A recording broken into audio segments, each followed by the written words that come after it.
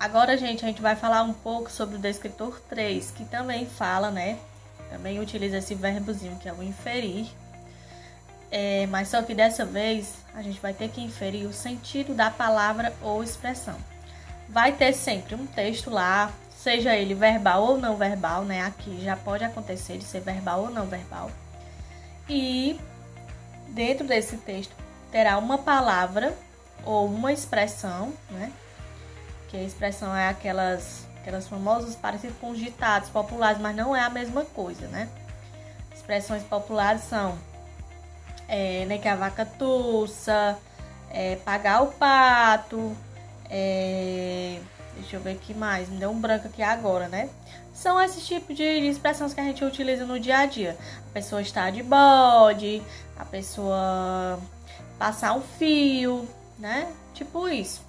E a palavra é uma palavra normal, só que a palavra, ela muitas vezes, ela pode ter um sentido denotativo, que é aquele sentido literal da palavra, como a palavra é mesmo, ou o sentido conotativo, que é um sentido mais figurado, que vai depender um pouco de como ela está inserida no texto, vai depender do contexto, né, lá do texto que você está lendo.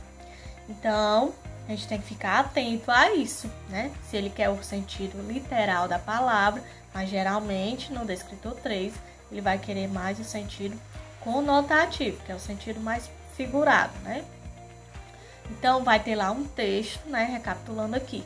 Vai ter lá um texto, onde ele vai pedir, né? A palavra tal, o que é que ela está querendo dizer no texto, né? Ou então, a expressão nem que a vaca tussa, como a gente viu na live. Nem que a vaca tussa, o que é que ela está querendo dizer, né? Que é uma coisa impossível de acontecer, porque vaca não tosse, né?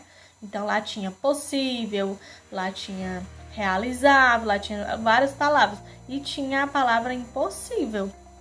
Não sei se vocês lembram.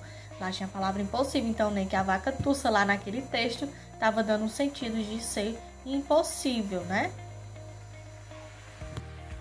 Pronto, gente. Vou dar um exemplo agora do descritor 3, né? Eu peço até desculpa a vocês que eu trouxe até o Data Show para gravar essas videoaulas, mas eu sozinha para colocar o celular e organizar, né? Hoje meus assistentes não estão aqui, Daniel e a Maria Luísa, né? Então hoje eu tô só. Então eu resolvi mostrar mesmo aqui pelo computador. Espero que esteja dando para vocês verem bem, né? Pelo que eu tô vendo aqui, eu acho que vai dar certo. Então eu quero mostrar aqui um exemplo para vocês de uma questão que fala do descritor 3, que é inferir o sentido da palavra ou expressão em um texto. Vamos ler primeiro a tirinha, né? E depois a gente vai avaliar aí as opções. Temos aí mão de vaca, né? O meninozinho fala assim, mão de vaca. Não, aliás, né? Ele está perguntando, mão de vaca, porque não dá para identificar direito pelo celular. Mão de vaca, aí acho que é o pai dele que diz. Fala-se quando a pessoa é muquirana. Que injusto, a vaca é tão generosa. Então, na tirinha, Armandinho parece não entender a expressão mão de vaca. E seu pai dá como sinônimo da palavra muquirana, que significa o mesmo que... Então, aqui ele quer que vocês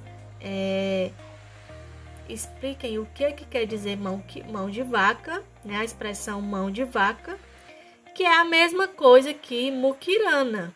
Então, qual seria o significado da palavra mão de vaca?